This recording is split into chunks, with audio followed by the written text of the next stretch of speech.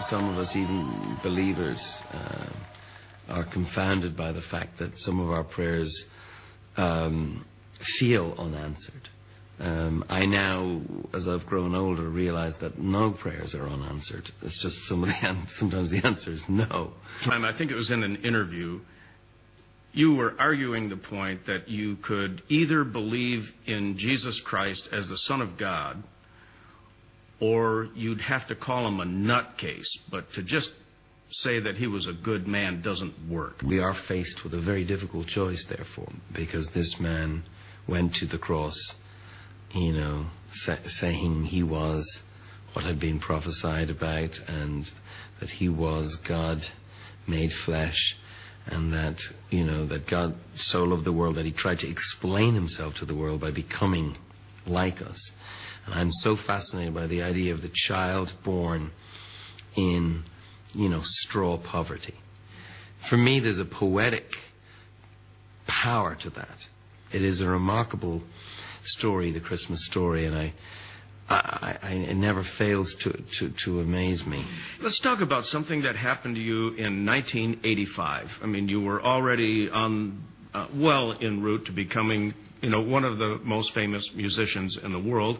And you took time out, you and your wife, and you went to Ethiopia with World Vision, as I recall. Why did you go to Africa? What was your motivation? What happened to you when you were there? Well, I was a part of the Live Aid, the first Live Aid, which was in 1985. And so Live Aid was organized to try and raise money to pay for food for people in Ethiopia and relief. So this really rang every bell inside my head. And as a result, myself and my very young wife went off to Ethiopia, and we worked there for a while in an orphanage, just under the wire, no cameras, just to try and figure out what was happening. This was a different kind of poverty. This was people of great dignity, reduced to begging for food. And Ethiopians are very royal people. I mean, they're extraordinary looking, and a striking group. And to see them with their heads shaved inside the camp or outside the camp, to see them queuing up just to stay alive, was something I was never going to forget. Women carrying 3 children, you know, older people had been left behind on the journey, and I asked the question that I'm sure so many people asked, which is, how could this be that in a world of plenty, people could be let starve to death? And of course, as you grow up, you think, well, you know, that's just the way of the world. Well, yes, it is. That is the way of the world. But it is not the way the world has to be. And if that is the way of the world, we have to overthrow the way of the world. I remember saying to Ali on the way back, we will never forget this. And I remember her looking to me and going, you know we will. Because that's, to carry this with you is every day is you know, it's too much. But we were both clear that at some point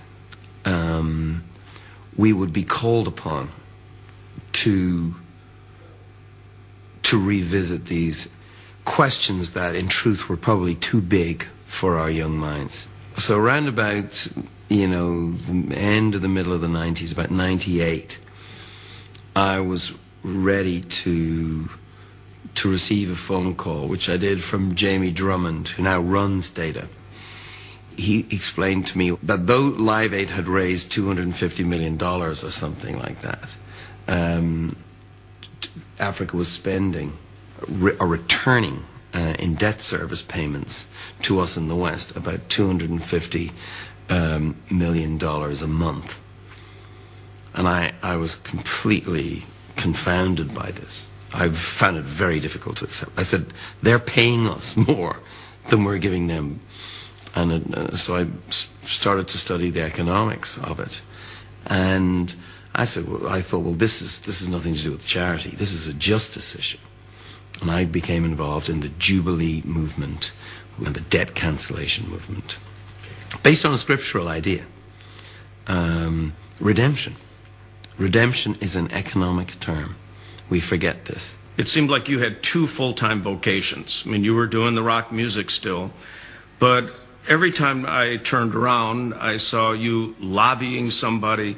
You were making trips all around the world trying to gain the attention of prime ministers and leaders to the plight of the poor in Africa. And pastors. And one night you showed up at Willow Creek Community Church, 10 o'clock at night on a bus, and you wanted to meet with my wife and me, and you came up to my office and you vision casted us. You know, you were saying, how come you churches are not getting on board with the greatest social crisis of our day? It positively upends God's order of things. You know, why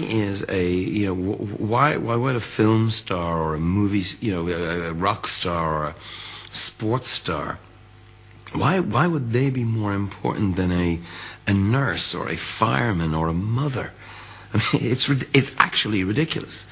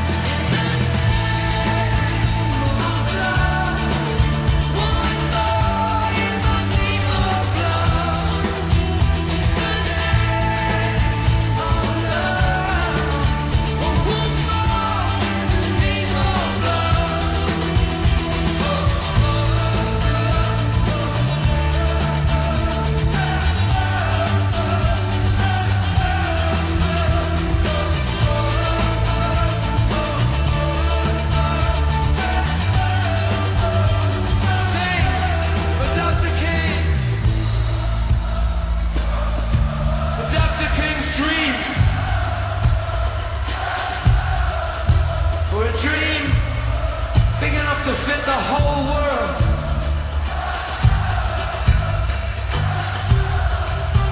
A dream where everyone is created equal under the eyes of God.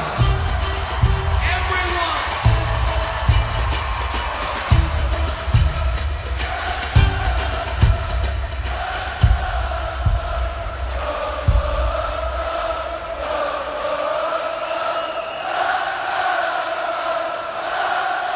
You know, it's really a definition of who is your neighbor. Love thy neighbor is not advice. It's a command. And, you know, there's 2003 verses of scripture pertaining to the poor. I mean, second only to personal redemption and salvation. The main thrust of the scriptures is to meet Christ through working with the poor and disadvantaged. You see it in Isaiah 58, Matthew 25. I mean, it's excoriating.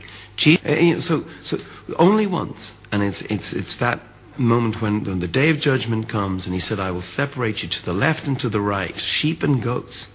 I'll put you left and right, and then it goes to the ones who clothed me when I was naked, who fed me when I was hungry, who visited me when I was alone, when I was in prison. These are my people.